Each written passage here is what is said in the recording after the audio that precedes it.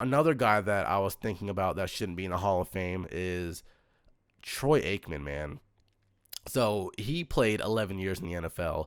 3 out of his 11 years, he ended up throwing more interceptions than touchdowns. Yeah, the guy, the year he won one out of his 3 Super Bowls. So when he won the Super Bowl in 1996, he had 12 touchdowns, 13 interceptions, and he was voted to the Pro Bowl that year. Gosh. So how do you in 1996 you win the Super Bowl, right? But in the regular season you had 12 touchdowns, 13 interceptions, and somehow, some way, you got into the Pro Bowl. So he's got he's got 3 Super Bowls. He's been to the Pro Bowl 6 times. You know what's interesting? Because Joe Namath and Troy Aikman played in completely different eras. Guess how many yards separate Troy Aikman and Joe Namath? Oh, just career passing yards. Yeah. It was How actually many? it was actually mind boggling. It's 5,279 yards. Literally, Mahomes could do that Man. in one year. Yeah. Yeah. And then there's Only that only infamous tweet that tweet that somebody sent out that was like Mahomes already has a third of Troy Aikman's career passing yards, and Troy comes back, well, let me know when he has a third of my Super Bowl Oh rings my or gosh, something dude, like Troy Aikman that. just sounds like a dick. But Yeah. he really does. But yeah, literally only 5,279 yards separate Troy Aikman and Joe Namath, and they played in completely different eras. The guy had 3 out of his 11 years with more interceptions than touchdowns, and the year he won the Super Bowl. I mean I think that speaks volumes. You win the Super Bowl, but yet you throw 12 touchdowns and 13 picks. Who really carried the team? You know? Right. I mean, it was Emmitt Smith. It It was was the offensive line. Yeah, and they had Charles Haley and Deion Sanders, and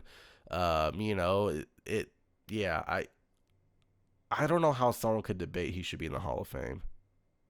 Yeah, the one justification I've always heard people use for him is like, well, he catered to the team the way they wanted to win. He could have put up more stats on another team. I mean, that's fine. I don't think that's a reason why you should be in the Hall of Fame, though. No. Like, granted, yeah, he won the hardware, but it wasn't like Troy Aikman was the guy at quarterback for most of Right. those years.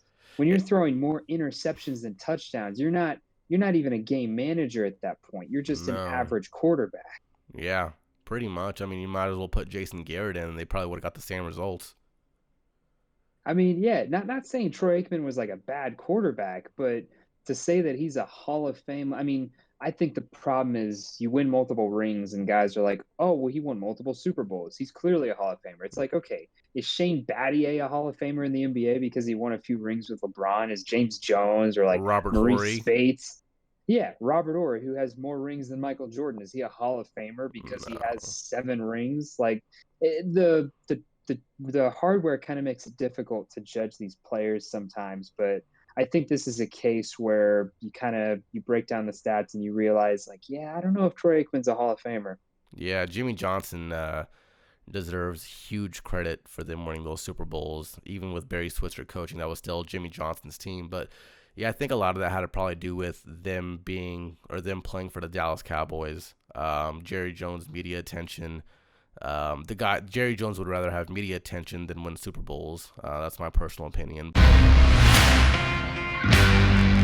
Thank you for tuning into this episode. Don't forget to like and subscribe, and we'll catch you on the next episode of This Guy's Sports Talk.